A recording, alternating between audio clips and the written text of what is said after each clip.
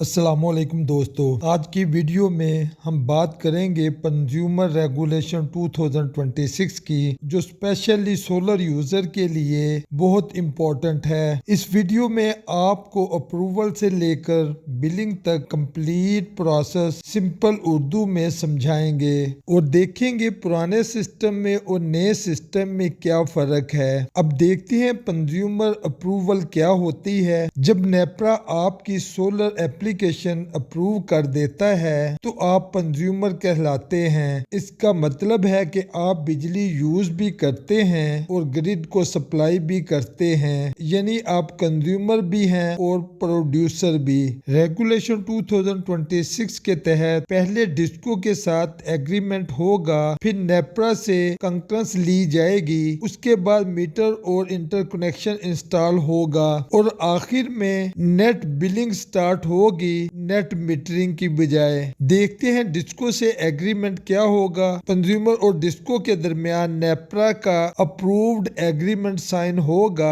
اس agreement کا duration 5 year ہوگا۔ اس سے پہلے یہ ڈیوریشن 7 ایئر ہوتا تھا، جو بعد میں میوچل انڈرسٹینڈنگ کے ساتھ رینیو بھی ہو سکتا ہے۔ دیکھتے ہیں نیپرا کنکرنس کیا ہے۔ ایگریمنٹ کے بعد ڈسکو آپ کا کیس نیپرا کو بھیجے گی۔ نیپرا سے جو اپروول ملے گی اسے کنکرنس کہتے ہیں۔ اس کا پیریڈ 7 ورکنگ ڈے رکھا گیا ہے۔ کنکرنس کے بغیر بلنگ سٹارٹ نہیں ہوگی۔ کنکرنس کے بعد میٹر اور انٹر کنیکشن کا ڈیمانڈ نوٹس ایشو ہوگا، جس میں بائی ڈائریکشن یا AMI میٹر، وائرنگ اور پروٹیکشن چارجز شامل ہوں گے۔ کنزیومر کو یہ پیمنٹ کرنی ہوگی۔ پیمنٹ کے بعد AMI یونی ڈائریکشن یا بائی ڈائریکشن میٹر انسٹال ہوگا۔ اگر یونی ڈائریکشن میٹر انسٹال ہوگا تو اس کو کمانڈ کے ذریعے بائی ڈائریکشن کیا جائے گا۔ یہ میٹر امپورٹ اور ایکسپورٹ دونوں یونٹ ریکارڈ کرے گا۔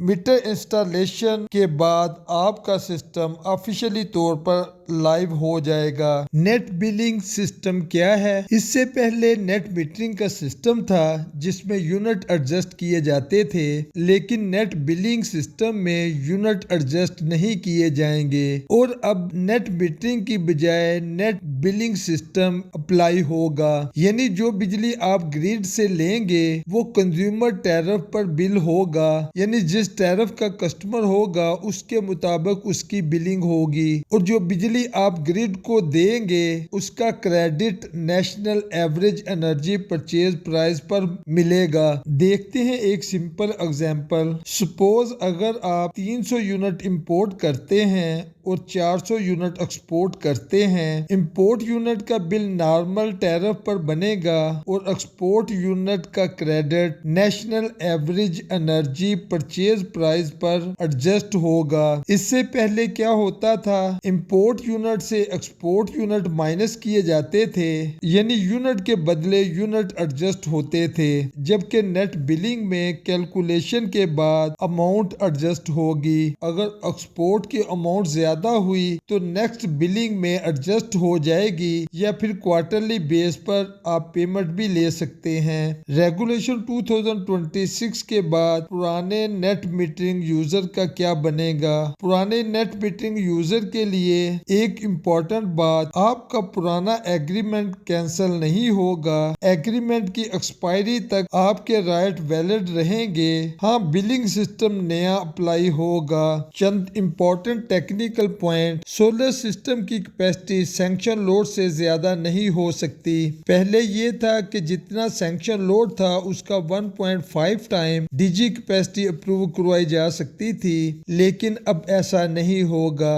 250 کلو واٹ سے زیادہ سسٹم پر لوڈ فلو اسٹڈی لازمی ہے۔ Safety and protection standard follow کرنے ضروری ہیں۔ لوگ سمجھتے ہیں کہ نیٹ میٹرنگ ختم ہو گئی، لیکن ایسا نہیں ہے، صرف سسٹم چینج ہوا ہے۔ سولر یوزر کو بینیفٹ اب بھی ملتا ہے، لیکن بلنگ لاجک کے ساتھ۔ سولر یوزر کے لیے ایڈوائز: سولر لگواتے وقت پلاننگ بہت ضروری ہے۔ صرف ایکسپورٹ پر ڈیپینڈ نہ کریں، زیادہ فائدہ سیلف کنزمپشن میں ہے۔ آج کی سمری یہ ہے کہ کنزیومر بننا اب بھی پاسبل ہے۔ Net billing system clearly defined ہے۔ اگر آپ رول سمجھ کر چلیں تو سولر اب بھی بینیفیشل ہے۔ ویڈیو پسند آئی ہو تو لائک کریں، شیئر کریں اور سولر اور بلنگ سے ریلیٹڈ اپڈیٹ کے لیے چینل کو سبسکرائب کریں۔ ملیں گے نئے ٹاپک میں، اس وقت تک کے لیے اجازت دیجیے۔ السلام علیکم ورحمۃ اللہ۔